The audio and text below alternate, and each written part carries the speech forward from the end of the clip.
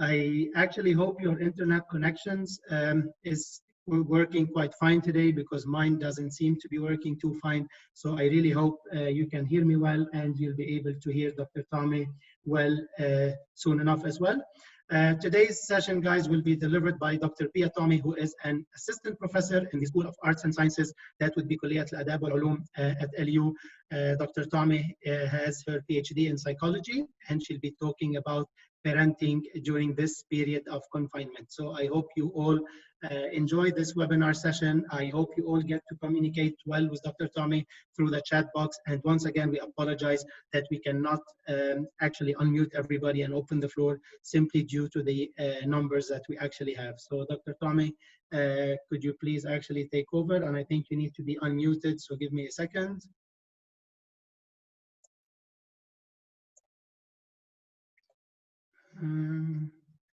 Sorry, there you go. Perfect. Can everybody hear me okay? Yes. Great. Yes. Hi, everybody. Thank you for joining. I think I have a massive task on my hands, because already since the moment that we posted the parenting webinar, I've been having so many questions. So I do hope that I'll be able to just be able to cover as many as possible. Guys, is there a possibility that I can share my screen, or would you prefer without screen sharing? I know it's because I'm not a host, I'm not allowed to share my screen. I don't mind talking without the PowerPoints, but if you prefer, Rob and Sherbil, please let me know and then I can. No, it's not allowing me. Host disabled participant screen sharing. I'm getting the message that I'm not allowed to. Okay, so I'm gonna start, and then eventually if they unlock it, then you'll be able to kind of see. Basically what I really want to cover today, I really want to start with the idea that I think every parent might be going through a very similar situation. It's not, I think at the beginning, I heard a lot of parents saying, you know, yes, we're staying home, and kids were so excited that they're staying home. And then, you know, second weekend, things started shifting a bit, and it's kind of like, okay, I miss my friends. When am I going to go out? I can't do it anymore. Parents a bit kind of all over the place, kids a bit all over the place. You know, it's really about what I want to try and share. Okay, now I can share. So give me a second. Share. There we go. So really what I wanted to try and talk about today, first of all, is trying to see what is the best way to talk to your kids in situations like these, which could be very anxiety provoking. Lots of kids not necessarily understanding what is going on, why do they have to stay home, when is it going to end, basically. Trying to see and think with you about potential things that you could do, activities that you can do to facilitate staying at home, and then eventually really just finish up with, last but not least, parents, and how to help also parents take some time for themselves, because it's not easy for parents either. So I really want to start with this idea of how can you create that safe environment for your kids. And the first thing is really be honest with them. Kids have an amazing sense of, you know, picking up on what's happening with you. And they will see if you're not doing well, if you're a bit anxious, even if you're not sharing it with your words, they will pick up on it. And so I think it's very important to tell them the truth, and to make sure that they know that there are people working on trying to find a solution. I think this is very important for them to know, and to also know that you guys as parents, you worry as well, because sometimes parents try and hide how worried they are from their kids. I'm not saying this is necessarily bad, but also allow your kids to have that space to not be okay. And the moment that they see that, you know, even my mom or my dad is not okay and they're a bit worried, but they have a way to deal with things, this starts reassuring them. So they really need to see you deal with your problems, because really they are watching you. They are watching every single movement that you're doing and every way that your face is moving. And it's really important for them to realize that, you know, you worry, they worry, but eventually you guys will find a solution together. So I think this is really, really important to do. And even more important is really to acknowledge their feeling. Don't minimize what they're feeling. Sometimes we do it without We don't do it on purpose, where we try to say, you know, khalas, it's okay, it's going to be fine. And sometimes the child doesn't necessarily hear it this way. The child hears, you know, I'm overdoing it, or I shouldn't be worried, or I'm not allowed to be worried. And they will eventually try to hide it rather than try to show it. So just give them the space to express, to acknowledge their feelings. And then throughout this talk, I really want to try and find a way with you to kind of facilitate how they can talk about their anxiety and when they can talk about their anxiety. Because kids will sometimes ask so many questions, and sometimes they might just repeat the same question over and over again. So what I want to do, or what I mean by creating a safe environment, is really try and follow their lead. So some children might be able to verbalize it. Some children might be able to say, you know, I'm not feeling well, or I'm not okay, or what's happening, or I'm upset. But younger kids don't necessarily have this capacity. And so they end up misbehaving, or they end up maybe regressing in terms of maybe they start throwing tantrums again, and they're not listening to you, and they just don't want to sleep at night. This is sometimes their way of telling you, you know, we're not doing okay. And using the appropriate words to explain how things are is very important, instead of actually hiding things. And at the end of the webinar, I will put up a few links, because there's a very simplistic, in a way, animation that was done to help explain to kids what this whole coronavirus is about, and really simplifying it for them in a way that you could just, you know, give it a name, give it an identity. So the way that the little thing was going, the animation, is that there was a drawing, just a little circle with the shape of the coronavirus, and it was just talking, you know, saying, hi, my name is Corona, and I like to travel, but I have a very special way to travel. And I like to travel from hand to hand. So for instance, when somebody high-fives the other, I will jump from one hand to the other. And then because you're giving the child this way to kind of see it, to visualize it, the child will start realizing that, okay, it's something palpable. I can actually see it, imagine it, and so it facilitates the child dealing with it. But you shouldn't stop here. You should continue and say, you know, because I jump from one hand to the other, it might worry you, it might worry me. So some adults, sometimes they're afraid of me. So I'm going to tell you why they're afraid of me. And then you start explaining, you know, that sometimes it's very uncomfortable when Mrs. Corona or Mr. Corona comes to visit, because, you know, the person starts coughing a lot, or the person starts being really tired, and they're not able to play, or they're not able to move anymore. And then if here, usually you will have a child who's really showing the expressions on their face, really being worried. And this is your role as a parent to say, but it's okay, you know, it's okay, because we have a solution to try and make these symptoms go away. It could work with toddlers, but you will have to simplify it even more, and maybe not necessarily use all of these terms. You would maybe use arts and crafts to kind of create something and kind of explain to them how eventually it will go away. So once you explain to the child why we worry, because we have all of these symptoms, and then you tell the child, but it's okay, there are so many people everywhere who are trying to just, you know, they don't want Corona to come in virus, so they're thinking about very clever ways to make Corona go away. One of them being, for instance, washing your hands, taking precautions. So trying to make it a game also, all of these precautions, and how to wash your hands and make it fun. You know, there were lots of people saying, you need to sing happy birthday twice, or, you know, they were creating songs. I think take it a bit further. Try to create a song with your kids. Let them create a song, because through the song and through the words that they're going to create and they're going to put in the song, you will also see what worries them the most about this Corona visitor. Is it that it's going to come? Is it that they're going to get hurt? Is it that maybe mom and dad are going to get hurt? And so create a song as they're washing their hands. This will also empower them, because they will have a sense of understanding of what's going on. In terms of ASD kids, so children who have autism or who are on the spectrum, this is a very specific case. Maybe we can have another webinar talking about specific cases, because we really need to adjust it for special needs kids. Now I'm talking more in terms of generally how we can try to explain things. So in this way, using these appropriate words, going down to the child's level, is very, very important, because this will also open the lines of communication so that they can ask you the questions. Maybe to them, they still don't understand, well, why is it then that this visitor comes if I don't want him to come and visit? And then you can try also to facilitate this discussion. So maybe to that child, it's the idea of how can I say no? And then you would put more emphasis on these precautions that you can take to push all of these kind of visitor or unwelcome visitors away. And kids really need us to repeat things to them. And they're not asking you to repeat because they want to just annoy you or because they like the story. Usually kids ask you to repeat because they're trying to make sure that they really understood every single part of the story.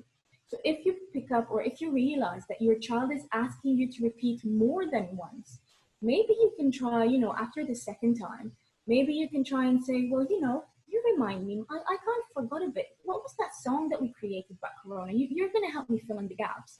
And then the child will answer because they know, but they just need your reassurance. So the fact that you're giving them this power to be able to see that they have the answer, they can figure it out, it puts them at ease and it reduces a bit this anxiety. And if you feel that you don't have time for these questions because you might be busy with maybe another child or doing something else, with the older kids, so maybe kids around 7, 8, 9, you can create a worry box. And in that worry box, whenever you feel that the child is coming and going and asking a lot of questions, and you feel that it's not necessarily the time to ask these questions, kids need to get them out of their mind. They can't keep that question in their mind because it will just stay there over and over and over again, and this will increase the anxiety. So telling them, we're going to create this worry box, this safety box, you can call it whatever you want, and then they would write or draw the thought that is worrying them, and then they would put it in the box. And then you need to make sure that you have a special time during the day where you're going to be allowing the child to take these ideas out of the worry box and that you're going to be discussing them with them. So this is very important because it will help the child regulate and hold a bit of these emotions. We're not saying we're going to ignore them or dismiss them. What we're saying is that we're helping that child just give it the time. Say, okay, it's okay. I have this thought. It's really anxiety provoking. I don't know what to do with it, but I need to try and find a way to kind of wait it out a bit. So if I write it down, if I take it out of my mind, it makes it a lot easier for children to be able to wait in order for you guys as parents to be ready to say, okay, let's discuss things. And again, we're not saying that this works all the time, but sometimes if you know that this is a question that the child is asking more than once, you can use the worry box. It could be for any type of negative feelings. So you will see what is your child worried about, or if it's afraid, I use that also with kids who are afraid of monsters, who have problems sleeping. All of the little techniques that I'm giving you, you can be creative in being able to adapt them to different types of feelings. So I know that maybe today we're focusing a lot on Corona and staying in, but I think most of these you would be able to use for fear, for anxiety, for frustration, any other type of feelings. And kids will guide you because if they see or if they realize that this is something that works, they will tell you, Mom or Dad, I want a worry box for something else. So because you are creating this open environment, it's giving more of a confidence to the child to be able to kind of adapt as well. And it becomes a two-way street. You won't be asked to think by yourself and to be creative by yourself because the child will know that they will come to you and discuss things with you and be creative with you. Now, with adolescents, it becomes a bit more complicated because, a lot of adolescents have the sense of, I'm invincible. It's not going to happen to me. You're making such a big deal out of it. No, you're a dad, or you're a mom, you're the older generation. And some parents find it difficult to get the adolescents to get to grips with some things that might be dangerous. So like going out, seeing their friends, etc. And sometimes adolescents also tend to become very kind of adamant and very kind of, it's boring. You don't get it. I can't live without my friends. And everything becomes very extreme. And they feel that, nobody gets them, which gets them into more of a state of anxiety. And I think here it's also important to try and go down to their level again, validate their feeling. It's boring, I get you. it might be boring for us as well, but let's try to see it as a challenge rather than try to see it as something very defeated. But always follow their lead. Follow their lead in terms of try and see when is the good time to discuss these things with them. If you know that they are really cranky in the morning, better not talk about these things in the morning. If you know that usually in the afternoon they spend time talking with their friends because it's the only time that they have in common, just let it slide for the afternoon. Try to find the right time and try to set challenges for the day.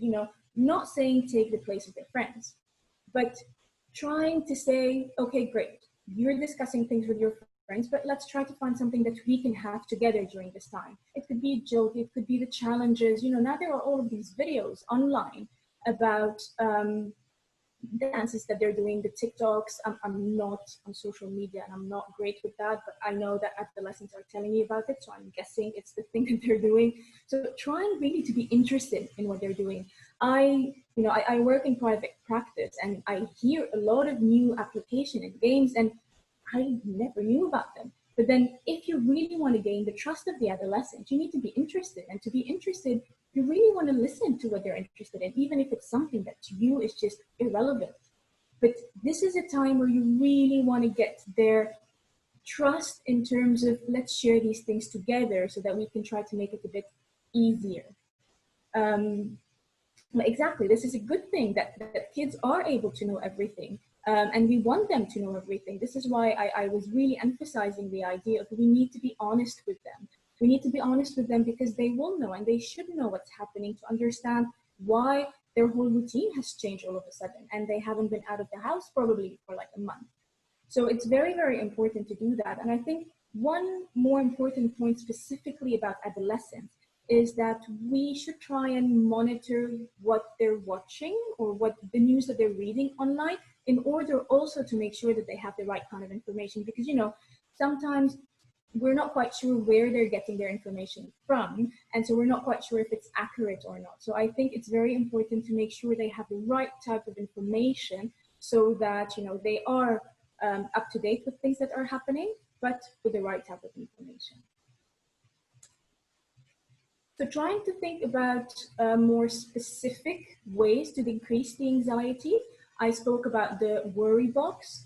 I think, like we were saying before, children need very concrete ways to compute a very abstract term. A virus is something very abstract. So drawing it and making an image of it and giving it an identity is something that is very, that makes it easier for them to get to grips with it. So also, if you feel that your kids are a bit more anxious, they're very on edge and they're getting kind of angry for the tiniest little detail, try and give them a tool like the volume key. And this works almost every single time with the when I give it to parents, where I tell them, try to explain those big feelings, the anger or the kind of sadness. Try to explain them in terms of, you have a volume button. So sometimes those big feelings of anxiety, it's as if they go all the way up and we really want to kind of lower them, but we don't know how to do it. So you want to tell them that they're the one who have the remote control.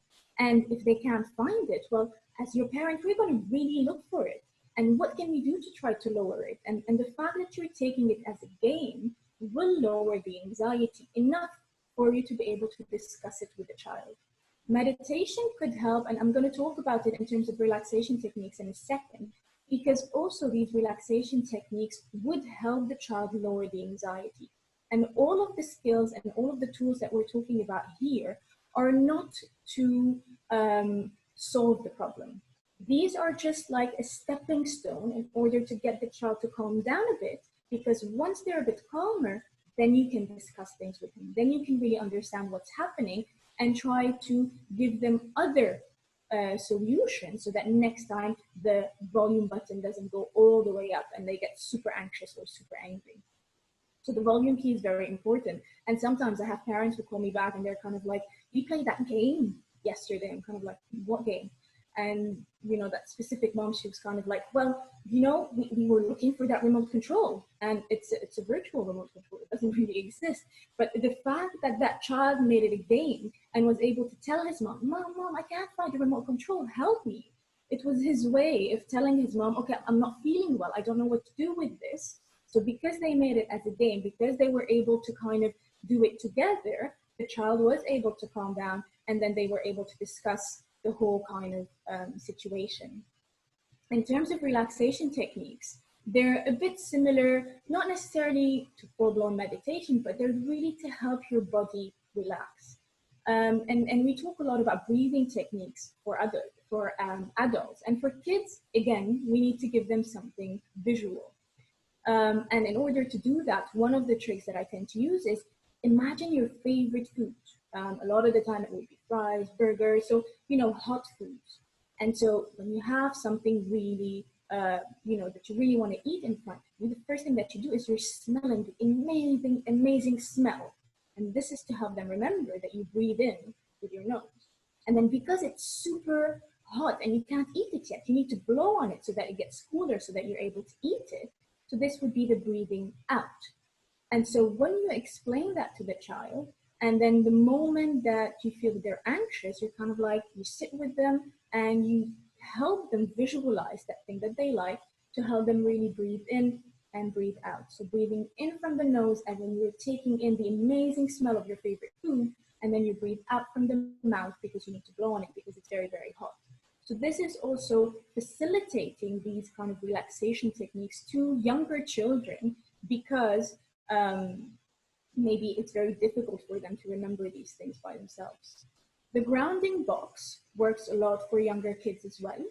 And basically in this box, you would create this box with a child where you would put all of the toys that help him calm down. It could be, if it's younger kids, it could be the kind of the little kind of elastic band, or it could be some balls, or it could be Play-Doh. And this would be the space that the child might go to when they feel that they're being kind of overwhelmed with feelings. If they feel that they want to talk to you, that you're not around, that they want to try to kind of calm down by themselves, they can use this grounding box, and then always encourage them to come and tell you all of the things that they succeeded at. So if they use this grounding box and it works, they need to come and show you, look, mom, I was very, very angry. And then, you know, I used this Play-Doh and this is what I did. And look, I'm happy now. So really reinforce them, reinforce those behaviors when you see that a child is able to express it. Or maybe they made this kind of coronavirus-like thing with the Play-Doh, and then because they were able to do it and then they kind of smooshed it all together, they felt that they calmed down. So this is very much helping them express all of these emotions that are hiding on the inside. So Play-Doh is very helpful. Sometimes some kids, they like to draw something and then they kind of tear it away, they throw it away, they flush it away, but they need to get all of these anxiety things out of them on a concrete thing, Play-Doh, piece of paper, and then they need to kind of throw it all away. So it's very, very important to kind of focus on that with the child. And the last thing that I want to talk about in terms of younger children is really the idea of changing the nightmare story, because a lot of the time children who are anxious start having more nightmares. And in order to help them kind of have a healthier sleep routine, you can definitely, when they wake up in the morning, they can write down a different story about the nightmare, or they can, again, write a happy ending or draw something of how you would kind of push away these thoughts. And then the next night, before they go to bed, they would read their modified version so that they sleep with happier thoughts rather than staying up thinking about being afraid of having that nightmare again. The sand tray area would definitely work similar to grounding boxes, but I think sometimes parents are not necessarily happy with their kids having a sand tray. So as long as you have a designated space, yes, definitely. Besides Play-Doh, you can have many different things, maybe drawing, maybe cutting out things. I have lots of kids who prefer, you know, you have the kind of strings, and so they create something with a string and then they start cutting them. But you need to have this outlet of I'm tearing it apart, of I'm changing the shape of it. we're definitely going to get to activities that we can do, definitely including all of the ones that you're talking about, Hala. I agree with you 100%. But just to finish up in terms of children, I think it's also important not just to have them do things by themselves, but to do things with you. Because when they realize that they're able to do something with you and that you're coping, it gives them this capacity to see that we are dealing with this worry together. And I think this is really, really important. With older children, you can do collages. They can film themselves, doing jokes. They can do role plays with their friends. They can create some sort of script if they're kind of creative kids, to try and say, okay, this is what we're going to do in order to get corona to go away. It could be based on scientific facts, or it could just be their imagination.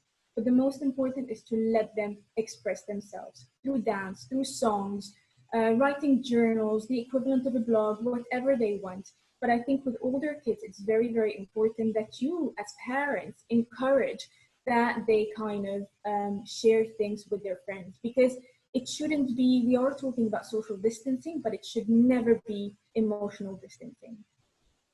You should definitely not worry if your kids are coping well. If they're coping well, Balakis, I do want you also to give me some of your ideas if we didn't cover them. And again, I'm not saying that all kids should worry. Some kids don't worry. Some kids, it's not in their nature to worry, or they worry and they find ways around it. But I think these are kind of extra ideas that you can use, even if they're not worried, for the expression of feelings in general. So I do hope that eventually you can use these. Exactly, role play, marionettes, all of the things that we're talking about, you can use them for the kind of situation that we're in, but also in very different situations. It could be for positive feelings as well. I'm really sorry that we're only talking about the negatives, but given the situation, I think it's kind of calling for it. But all of these you can use for positive feelings as well. Children expressing how happy they are, creating kind of things that they're proud of. So creating a play of things that they're proud of, a joke about something that, they felt they made a mistake in, but they were able to overcome it.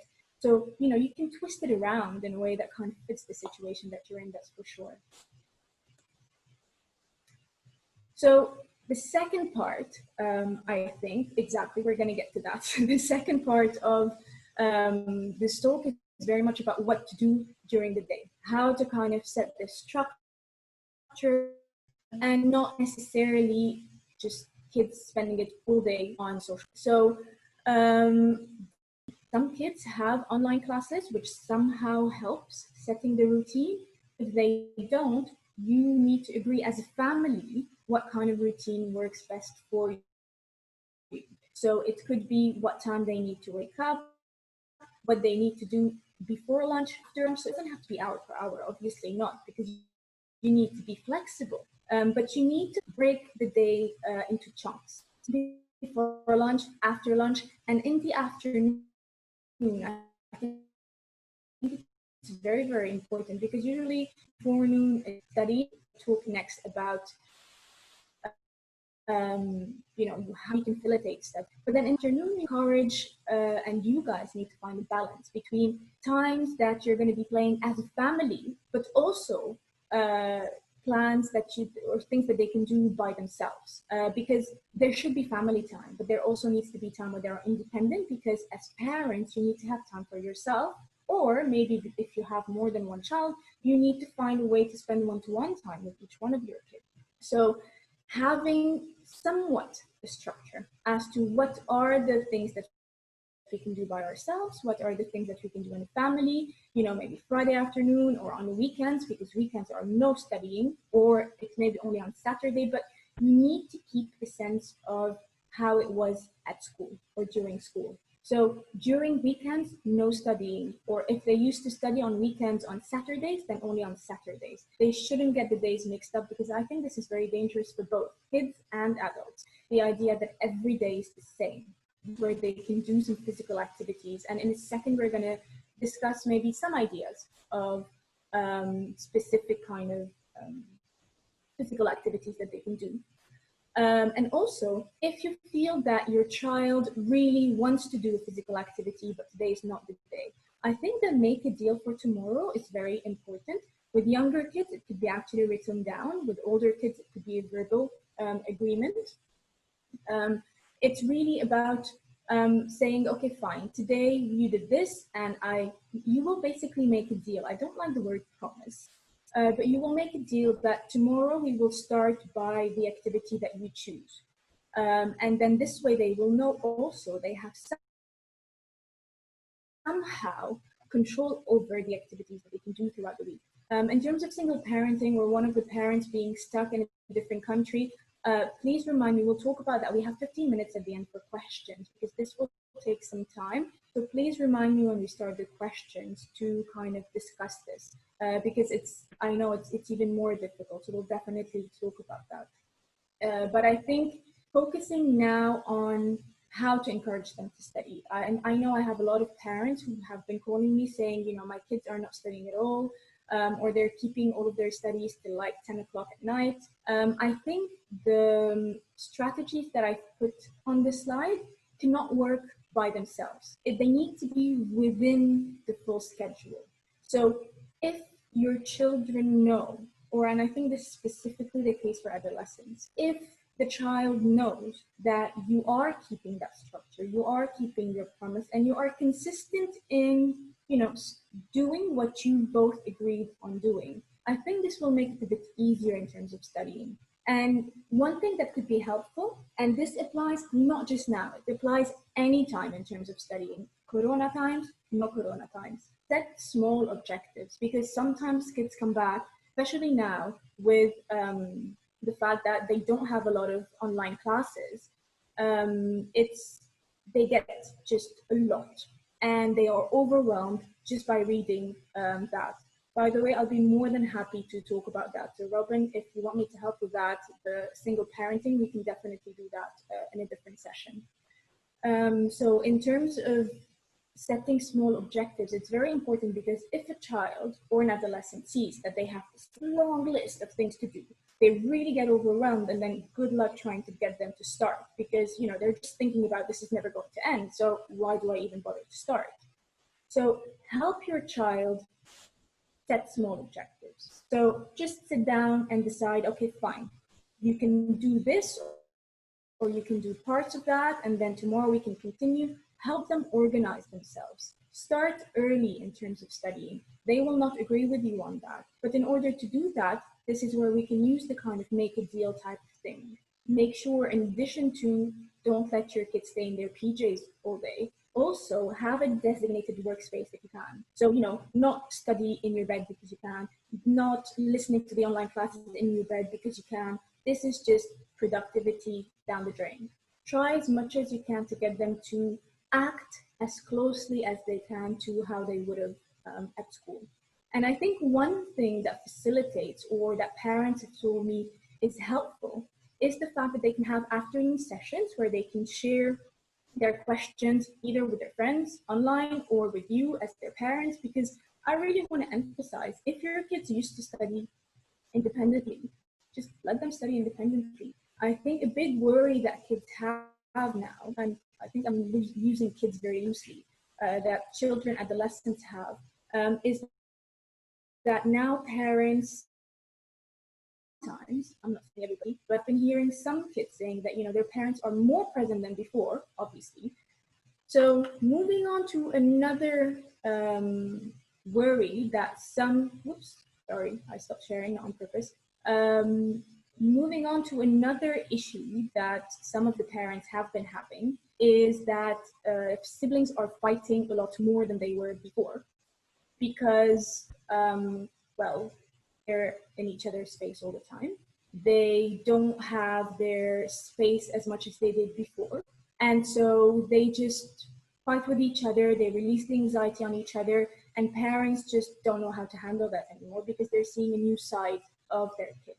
So I think it's very, very important to start by setting ground rules in terms of, you know, if they're fighting over something specific, whether it's the, you know, tablets or TV, or who's using which area of the house, just put ground rules and try to go back to basics, really, in terms of whose turn is it when. Try to give your kids one-to-one attention as much as possible. I'm not saying that this is feasible all the time, but try as much as possible to have this one-to-one attention. So this is why I'm emphasizing the give them things to do independently, because if you know that your child is doing something independently that they will come and show you later, then during this time it will make it easier for you to juggle the time to share with each one of your kids. Make sure that each one has their calming corner, so a bit similar to the grounding box if you want. So the calming corner would be that part of their room maybe where they have all of the objects that helps them calm down. It could be their music, it could be a book that they like to read, it could be an activity that they like to do, but they need to know that this is their space. So whenever they're feeling very angry, they want to pick a fight with their sibling, maybe as a parent encourage them to take a break, each one going in their kind of little part of the house, and then they can come and after they've calmed down, they can share the space again. One thing that will help increase positive sibling relationship, I think it's really the kind of show and tell in the sense that every or once a week or something, you can get your kids to kind of share something that they're proud of, something that they can really try and share with their sibling that they want to maybe try and do together next time, or something that they feel they succeeded at with the help of the sibling, or role play, something that they feel their sibling really understood of them, so that they can help really see each other from each other's point of view. I think this is very important. And when both parents are around, I think it's crucial that they stand as a united front, as much as possible to be consistent with each other in terms of how you are managing siblings' fights. And not to compare, I think I can't repeat it enough, don't compare your kids to one another, because each one could be doing amazingly, but they could be like completely different. Last thing really, before moving on to what you can do for yourself as parent, because I know I still have 6 minutes before the Q&A, are some activities that you can do together. In terms of going back to basics and the activities that you can do, again, tablets, they do help. Staying online, it does help, but it's not just that. Go back to basics in terms of cooking, because they spend so much time online, try to guide what they're looking online. Try to find a very curious recipe that you want us to do together. Try to find a funny story that you want us to act out together, or that you can act out with your sibling, for instance. So let them use online tools, let them use the tablet if you want, but try to direct how they're using it in order for them not just to look for misinformation or just spend too much time talking to their friends. Exactly, I was going to say that. One of the things that I encourage parents to do is very much to share with their kids how they used to play before tablets. There were so many games that we used to have, and we used to be so creative at finding games. So really sharing that with them and allowing them to have their twist and kind of changing some of the rules. I think this is very helpful because it would really be kind of breaking the gaps between the generations. So I think this is very, very important. And in terms of physical activities also, it could be a dance routine. It could be kind of, create a special move that you want us to do. Try to think of, okay, if I was with my friends now, what would I have played? And please play with your kids. It's okay if you look silly. I know that my face looked silly a lot of times when I was trying to explain things. It's okay to look silly with your kids. Because they would look at you funny. They will think it's silly, and it will just bring the anxiety down just because you're doing something together. So really try to kind of take that into account. And I think in terms of adolescents specifically, it's a bit more complicated because going back to what we said before, it is becoming an addiction for adolescents because a lot of adolescents now are having friends online in different countries, and they have this kind of idea that, nobody will get them besides their friends. Parents won't get them, it's just their friends. So really trying to connect with them to try and see, okay, fine, tell me about your friends, how are they different from the friends that you have here? Just to find some sort of way to engage with them. I think it's very important. And I think sometimes adolescents don't want to show, some parents, I'm not saying everybody, but some adolescents don't necessarily want to tell the parent how worried they are.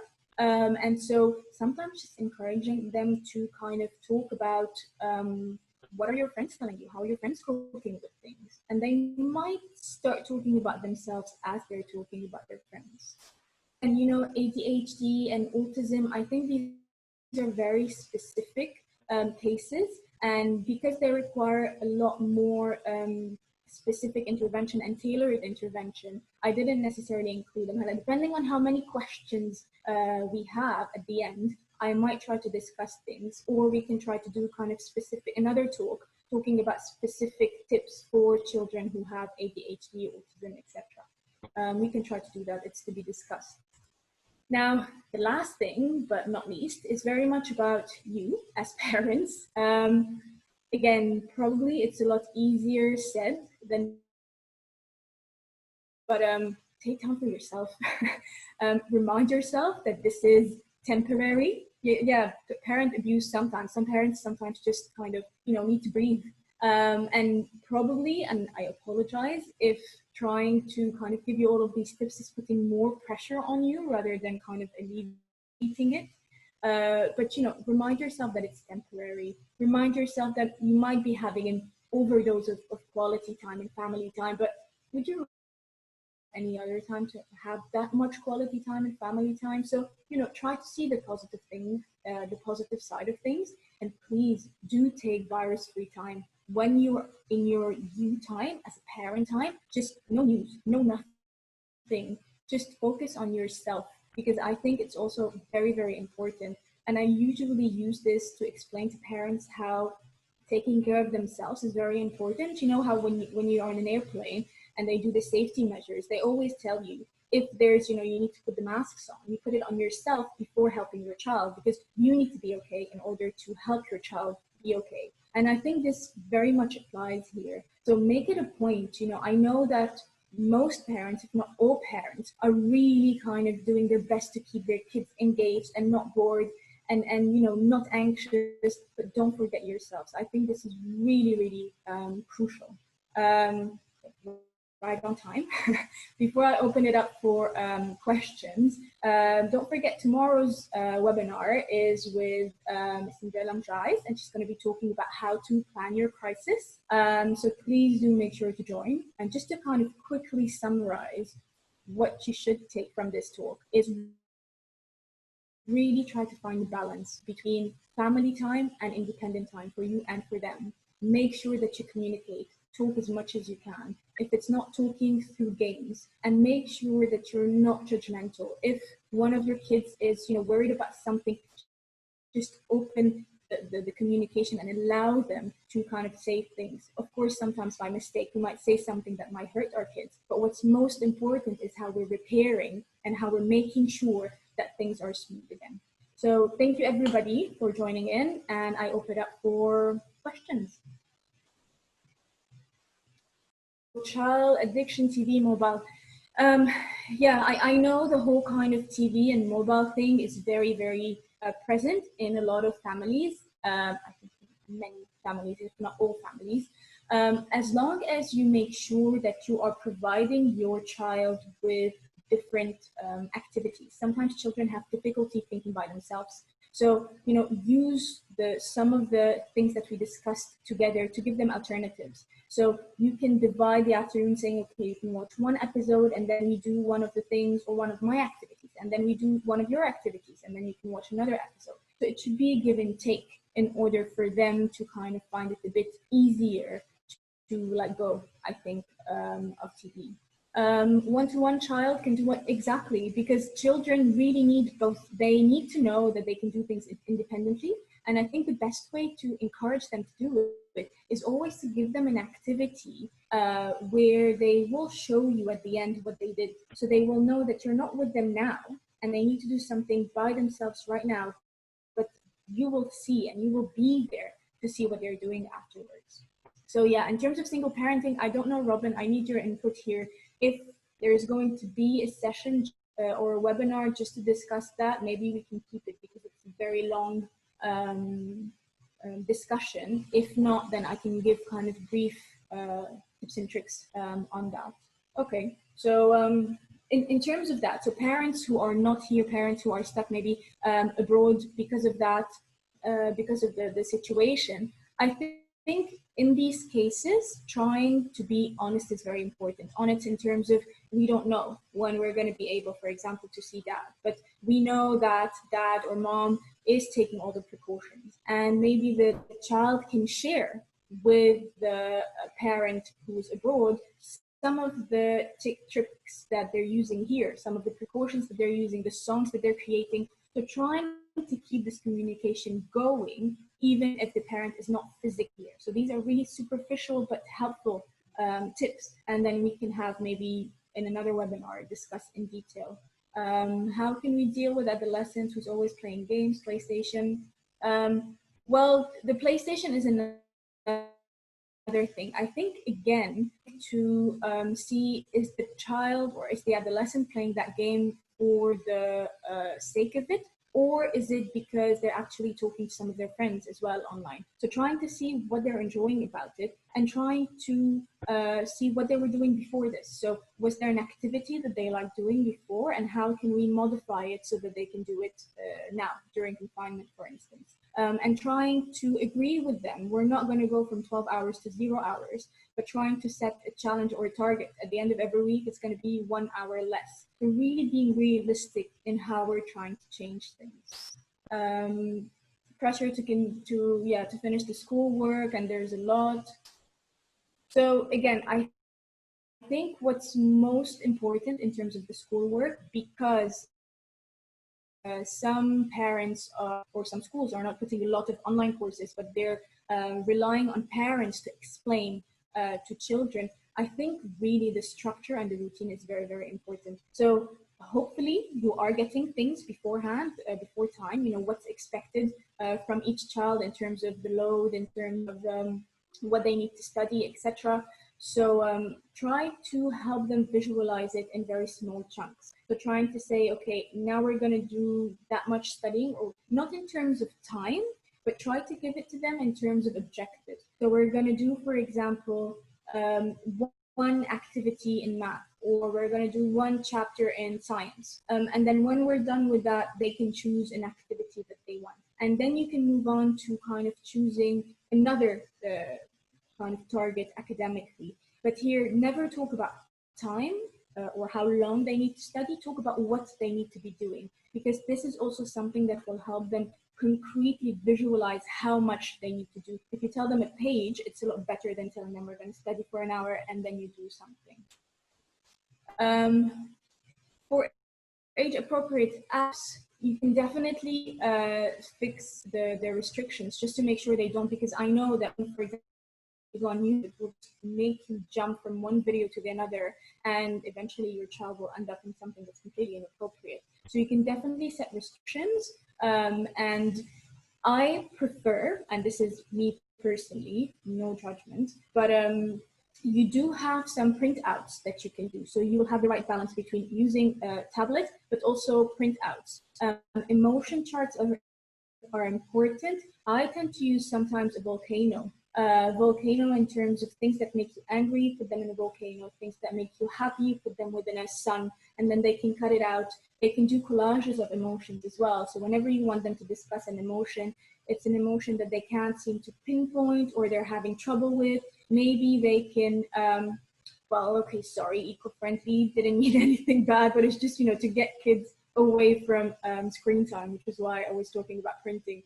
But to stay eco-friendly, you can recycle some of the old kind of magazine newspapers in trying to get them to do collages in terms of feelings. So would you want to use the sun, and then within it you put what are the things that make you happy, or what do you look like when you're happy, and then you take different pictures, you cut them out, and you just put them into one, and then you would be able to have different emotion collages, and then the child usually puts it in their room, or they keep it, and then they can add to it every day depending on an activity that they did, on something that they like, they can kind of add it to it. A schedule and plan, it didn't work. The thing with schedules is very rarely do they use, or they work for the first time. You really need to stay, to stick with it, because children have a way to, get out of things, and they will definitely try to kind of push you to the limit. They will continue saying no, and then if you break, you break. So stick with that routine. Even if it's for a week and it didn't work, just hang in there for around a week to 10 days, and by then usually the child would know that you're actually holding your ground, and then this is the way that things have to be for now. And even if it's about kind of creating something they can have their own board, to create the way that they want to do the schedule. But again, if they do have a board, they're not allowed to change things on the board without you. So that you create it together, but the child cannot change it by themselves. You are the one who is changing the schedule with the approval, or with, if the child is asking and you approve, then you would be the one changing it, just to keep also the balance of parent and child, and who's kind of maybe best at setting those boundaries. Well, if a 2-year-old or if a toddler is refusing independent play, I'm guessing maybe it's something about being afraid of being away from you, or wanting to spend more time with you if you're he's not used to, or she's not used to having you so much or seeing you so much at home.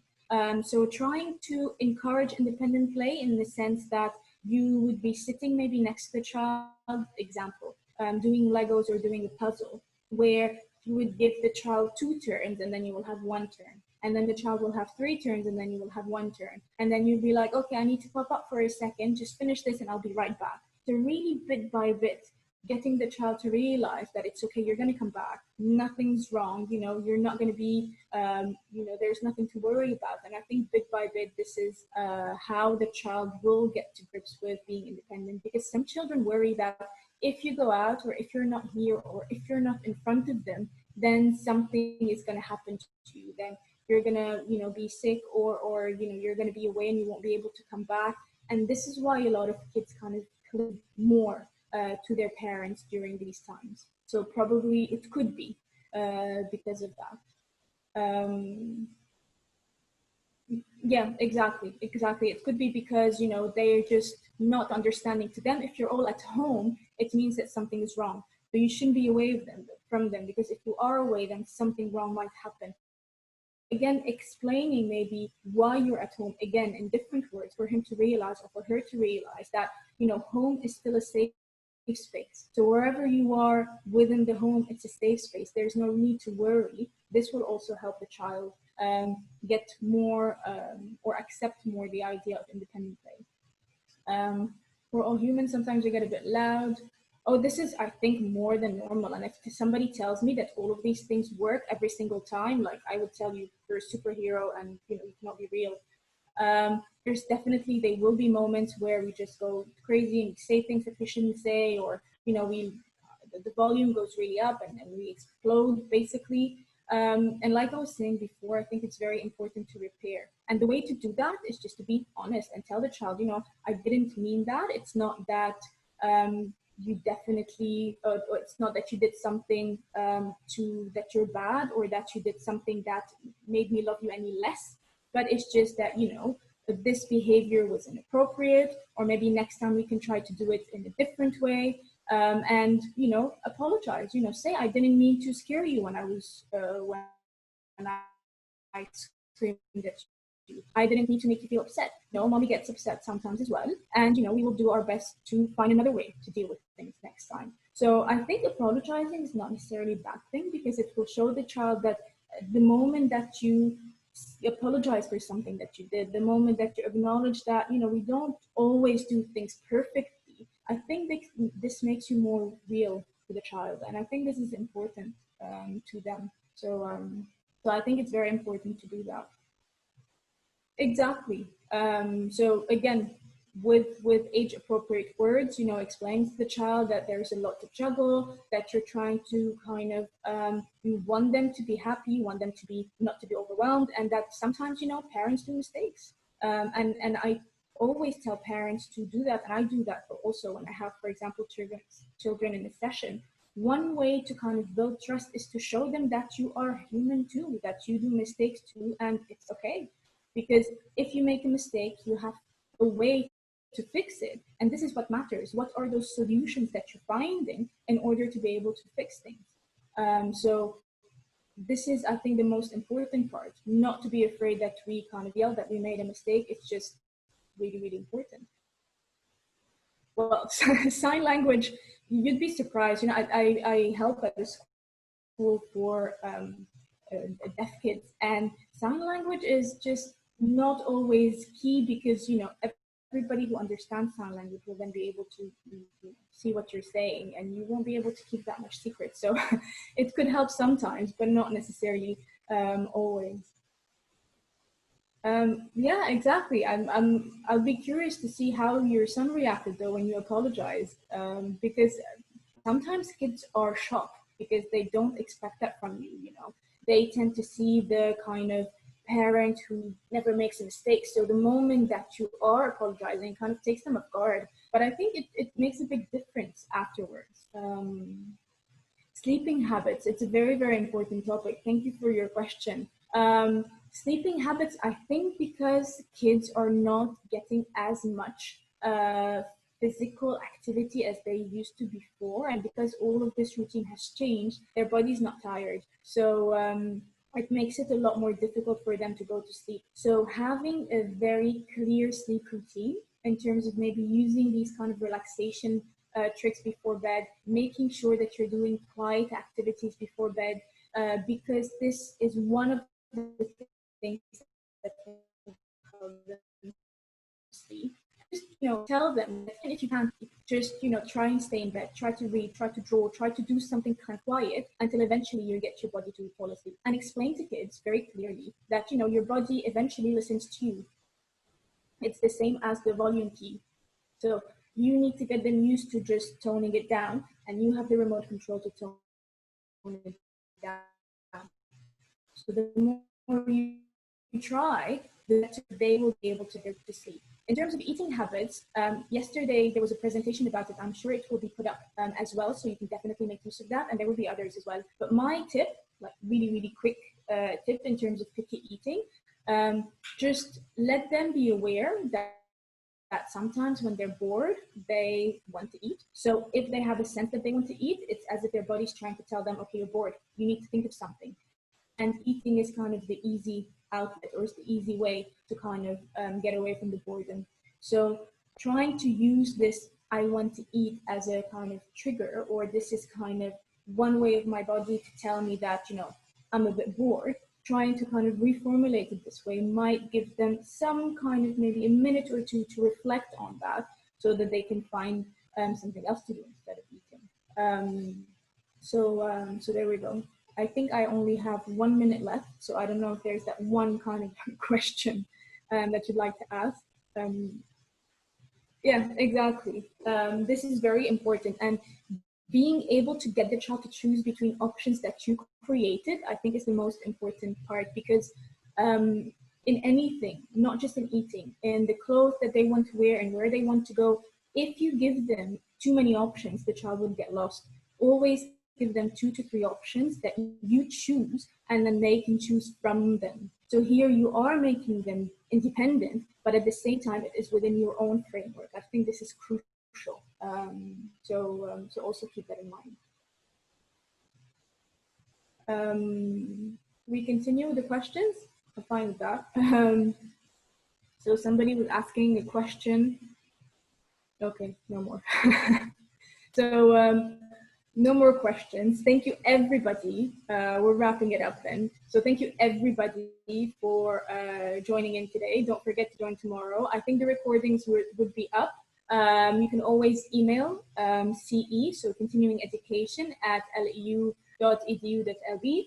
And if you have any questions, you can always email me personally as well. My email is on the LAU website. So it's pia.tohme@lau.edu.lb. So I really do hope you enjoyed and took some ideas, and hopefully they would be useful. And thank you. Thank you, Pia, for your time, for your efforts, and thank you for yet another interesting session.